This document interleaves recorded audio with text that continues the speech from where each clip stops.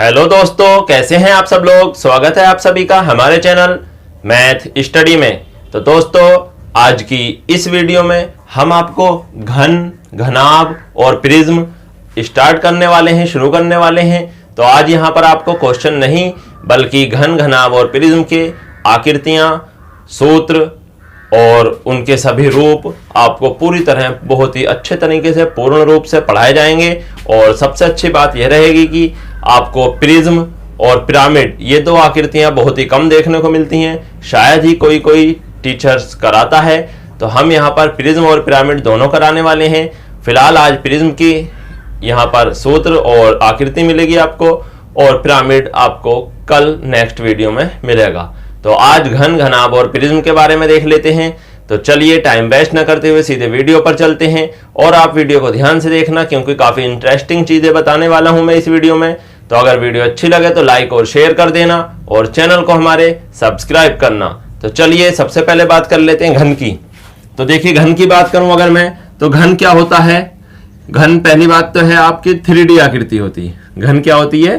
3D आकृति। तो देखिए, घन 3D आकृति होती है और घन के लिए कुछ इस तरीके से आकृति बनाई जाती है। यहां पर देख लीजिए आप, पहले एक यहां पर कॉलम बनाया या वर्ग बनाया एक, और फिर दूसरा वर्ग बना लिया इसी तरीके से। ये यहां पर देख लीजिए, और इन्हें यहां पर इस तरीके से मिला दिया। ये देख लीजिए यहां पर, तो ये देखिए घन बन के तैयार हुआ। आपके सामने हमने एक घन बनाया है, घन बनाया आपके सामने। अब घन की थोड़ी सी विशेषता क्या होती है, जैसे कि आपने वर्ग देखा नहीं, वर्ग से मिलकर ही बना घन, तो वर्ग की सभी भुजाएं बराबर होती हैं, वैसे ही घन की भी सभी भुजाएं बराबर होती हैं। अगर ये वाली भुजा ए है तो ये भी ए होगी, ये भी ए होगी, ये भुजा भी ए होगी, ये भुजा भी ए होगी, ये भी ए होगी, यहां भी ए, यहां पर भी ए, यहां पर भी ए, यहां पर भी ए, यहां पर भी ए, और शायद कोई सी रह गई हो तो ये देख लीजिए ए।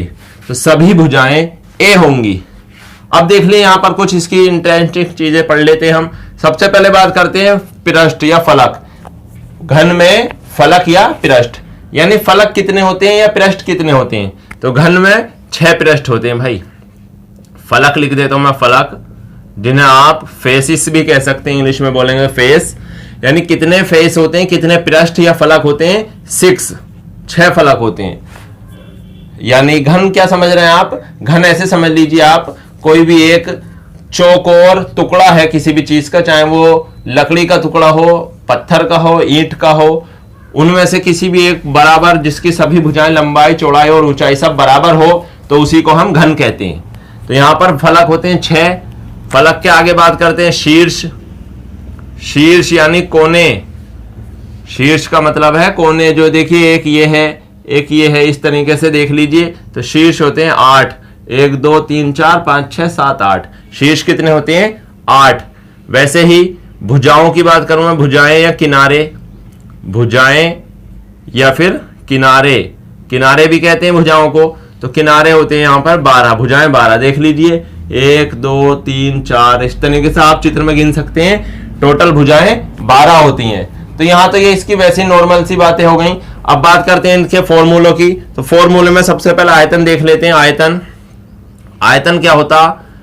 तो आयतन का फॉर्मूला होता है, यहां पर देखिए तीनों भुजाएं बराबर होती हैं। अगर भुजा ए मान रखी हमने, तो आयतन का फॉर्मूला होता है a की घात 3। a की घात 3 मतलब इसका है भुजा की घात 3। ए याद ना रखें आप ऐसे भी याद रख सकते हैं, भुजा की घात 3, या फिर आप रख सकते हैं a की घात 3। यह आयतन का फॉर्मूला हुआ घन के। अब घन के संपूर्ण पृष्ठ की बात कर लेते हैं। किसकी? संपूर्ण पृष्ठ। संपूर्ण पृष्ठ यानी टोटल सरफेस एरिया, इंग्लिश में बोले तो TSA, टोटल सरफेस एरिया। तो संपूर्ण पृष्ठ क्या होता है? देखिए, अभी मैंने आपको बताया कितने फलक होते हैं? 6 फलक। कितने फलक? 6 फलक होते हैं। और हर फलक का हमें क्या चाहिए? एरिया चाहिए। यानी एक फलक कैसा होता है? एक फलक अलग से मैंने आपको बना के पहले जब स्टार्टिंग में बना रहा था, फिर भी देख लीजिए आप, एक फलक होता वर्गाकार। यानी 6 के 6 फलक कैसे होते हैं? वर्गाकार, एक वर्ग की तरह होते हैं इस तरीके से। अगर वर्ग की भुजा ए हो तो वर्ग का क्षेत्रफल कितना हो जाएगा? ए स्क्वायर हो जाएगा, वर्ग की भुजा ए हो तो वर्ग का क्षेत्रफल ए स्क्वायर। अब ऐसे ऐसे कितने वर्ग हैं इसमें, घन में होते हैं 6, तो कितना हो जाएगा, संपूर्ण पृष्ठ हो जाएगा 6a स्क्वायर, संपूर्ण पृष्ठ। वैसी बात करते हैं वक्र पृष्ठ की, वक्र पृष्ठ या CSA, कर्व सरफेस एरिया। अब कर्व सरफेस एरिया की क्या बात है, अभी मैंने आपको बताया कितने फलक हैं, 6, लेकिन 6 तो टोटल है। अगर कर्व की बात कर रहे हैं वक्र पृष्ठ की, तो ऊपर वाला और नीचे वाला भाग छोड़ देंगे, दोनों तरफ से आधार छोड़ देंगे, तो कितने पृष्ठ बचेंगे, 4। ऊपर वाला छोड़ा और नीचे वाला फलक, दोनों फलक छोड़ने पर 4 फलक बचे, और 4 फलक से बना 4a स्क्वायर। ये बना आपका वक्र पृष्ठ का फॉर्मूला। और एक फॉर्मूला और होता है यहां पर, विकर्ण, घन का विकर्ण।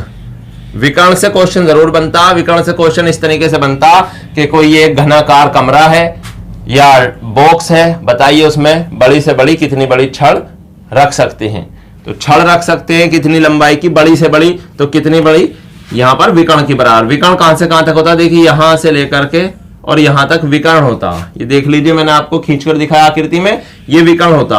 और एक विकर्ण ये भी होता है, ये देखिए यहां नीचे जो खींचा मैंने, लेकिन नीचे वाला जो विकर्ण है ये आपका एक फलक का विकर्ण है, तो इसे तो आप वर्ग की तरह कह सकते हैं, a√2।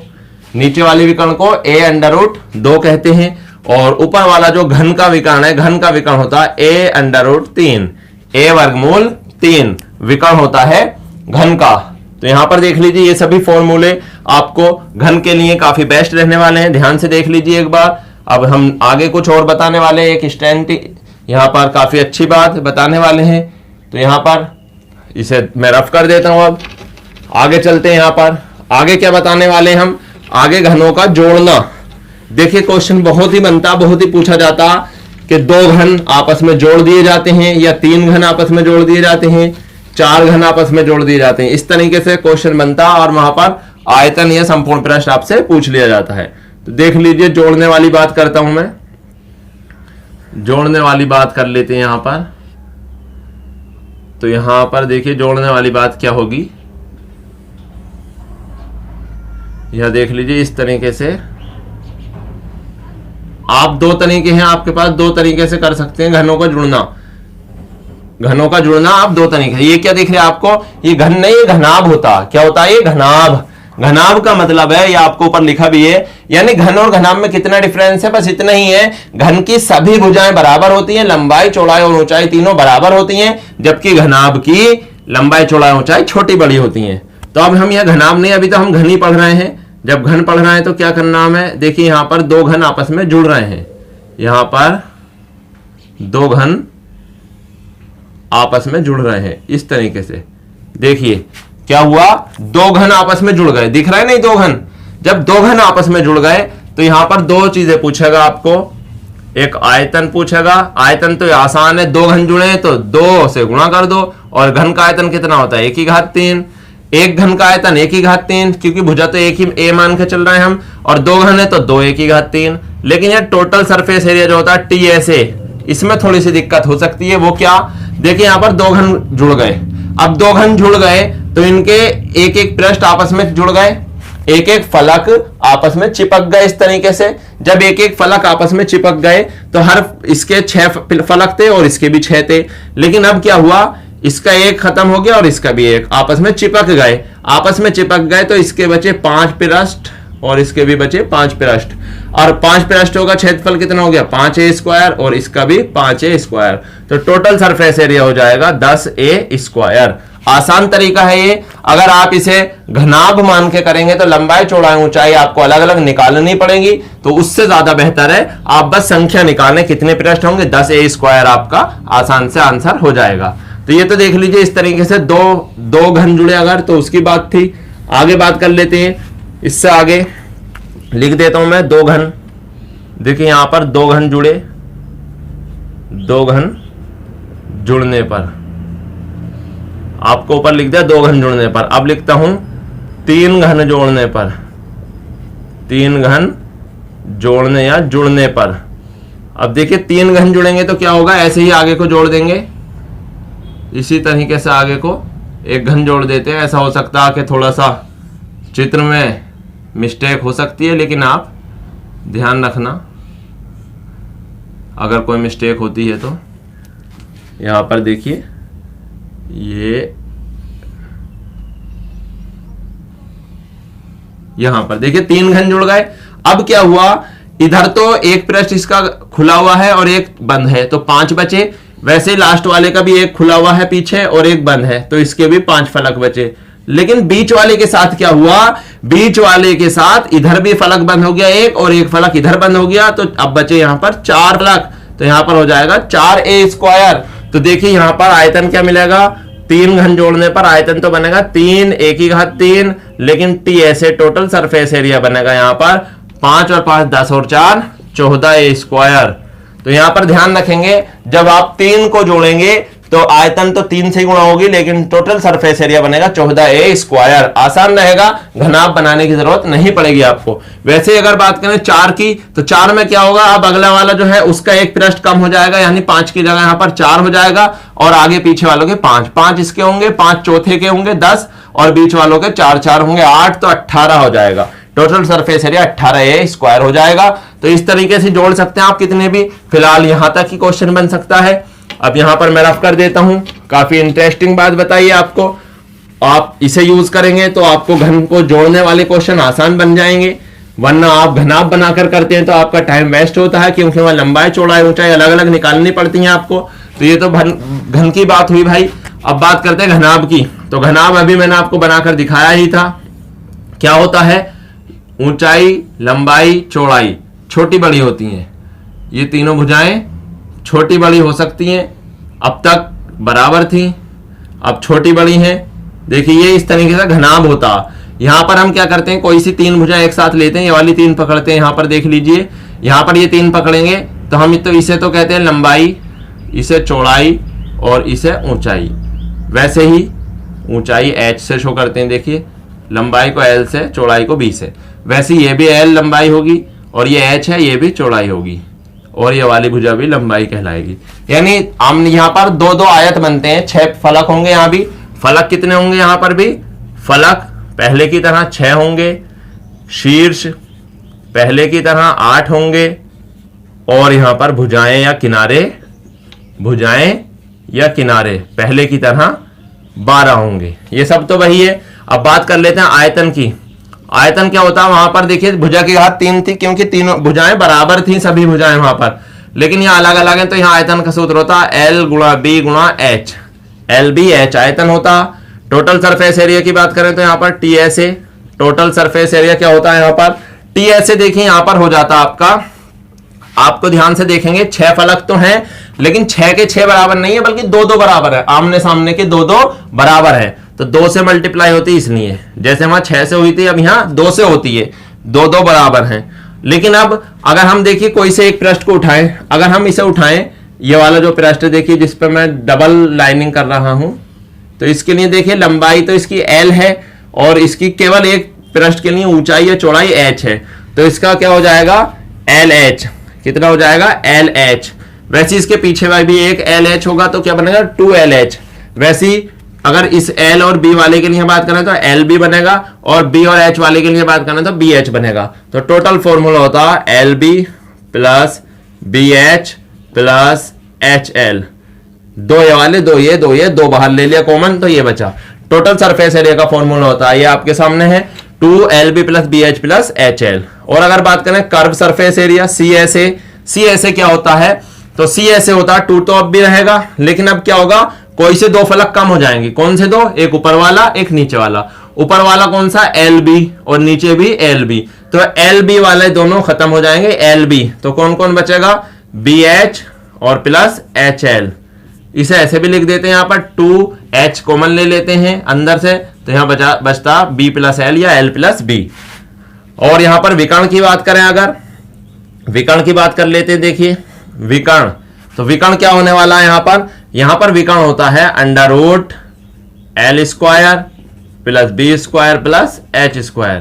ये यहाँ पर विकर्ण की लंबाई हो जाती है, घनाभ के विकर्ण की लंबाई हो जाती है यहाँ पर L² plus B² plus H²। और एक फॉर्मूला और होता है आयतन का, और वो कब होता है, अगर इन पृष्ठों के क्षेत्रफल दे रखे हैं मुझे, ये देखिए यहां पर घनाभ एक और बना देता हूं मैं। यहां पर ये छोटा सा एक घनाभ बनाया मैंने, और यहां घनाभ में क्या डिफरेंस है, यह इस बार घनाभ के 3 पृष्ठों के क्षेत्रफल दे रखे हैं, यानी एक का x है, एक का y है और एक का z है। इस तरीके से अगर क्षेत्रफल दे रखे हैं पृष्ठों के तो आयतन हो जाएगा √x गुणा y गुणा z। यह आयतन का फॉर्मूला है जब आपको 3 पृष्ठों के, वो भी कैसे, आमने सामने वाले नहीं हो, यानी x के पीछे तो x ही होगा, z के पीछे z, y के पीछे y, अलग अलग 3 पृष्ठों के क्षेत्रफल x y z है, तो आयतन हो जाएगा √x गुणा y गुणा z। बात कर लेते हैं अब नेक्स्ट, इसे मैं रफ कर देता हूं, इसमें और कुछ नहीं था। प्रिज्म की बात करते हैं। प्रिज्म काफी आसान ही होता है, थोड़ा सा बस पिरामिड तो हार्ड होता है, उसे हम अलग कराने वाले हैं कल। और यहां पर प्रिज्म को देख लीजिए, पिरामिड को डिटेल वाइज करेंगे यहां पर। तो प्रिज्म के लिए सबसे पहले आकृति बना देते हैं। आकृति में क्या है, देखिए यहां पर एक त्रिभुज बना लेते हैं, एक त्रिभुज बनाते हैं इस तरीके से, और ये तीनों भुजाएं इसकी इस तरीके से लेते हैं यहां पर, ये देख लीजिए, इसी को हम कहते हैं प्रिज्म। ये क्या है, आपका प्रिज्म है, ये आपका प्रिज्म है। और प्रिज्म में क्या होता है, इसे हम आधार कहते हैं। देखिए जिस पर मैं लाइनिंग कर रहा हूं, ये इसका आधार है, ये आपका आधार हुआ, और ये आपकी ऊंचाई h। देखिए प्रिज्म और पिरामिड में यही डिफरेंस है, प्रिज्म के ऊपर भी और नीचे भी दोनों आधार एक जैसे होते हैं। नीचे देखिए त्रिभुजाकार आधार है और ऊपर भी त्रिभुजाकार आधार है, यह आपकी ऊंचाई है। तो यहां पर देखिए फॉर्मूले देख लेते हैं इसके जल्दी से। तो यहां पर देखिए सबसे पहले आयतन होता है, आयतन का फॉर्मूला होता है यहां पर आधार का क्षेत्रफल, आधार का क्षेत्रफल गुणा में ऊंचाई, गुणा में ऊंचाई, इस तरीके से। अब आधार ऐसा भी तो हो सकता ना, चेंज हो जाए, नीचे कुछ और आधार हो जाए, लेकिन वैसे त्रिभुज ही रहता प्रिज्म में, पिरामिड में हो जाता। तो आयतन ऐसे याद रखेंगे आप, आधार का क्षेत्रफल गुणा ऊंचाई। आधार के बात करते हैं बात यहां पर CSA कर्व सरफेस एरिया, इसका यहां एक और नाम बदल जाता है यहां पर LSA, और बोलते हैं इसे लेटरल सरफेस एरिया या कर्व सरफेस एरिया, दोनों का एक ही मतलब है यहां पर। तो CSA यहां पर आपका होता है आधार का परिमाप, आधार का परिमाप और गुणा में ऊंचाई, ये फॉर्मूला हो जाता आपका CSA या LSA का। वैसी बात करते हैं TSA, टोटल सरफेस एरिया। तो टोटल सरफेस एरिया यहां पर हो जाता आपका CSA, तो लेंगे CSA प्लस, ये CSA तो चारों तरफ का है, ऊपर और नीचे वाला और जोड़ देंगे, ऊपर नीचे दोनों एक जैसे हैं, तो 2 गुणा आधार का क्षेत्रफल, 2 गुणा आधार का क्षेत्रफल। तो ये देखिए ये तीनों फॉर्मूले प्रिज्म के होते हैं, प्रिज्म में और कुछ नहीं है, यही 3 फॉर्मूले लगाने आपको और सीधे से आपको आंसर ले आना है। तो ये प्रिज्म भी हुआ, आपको कल पिरामिड और करा देंगे एक साथ, उसके बाद क्वेश्चन शुरू करेंगे।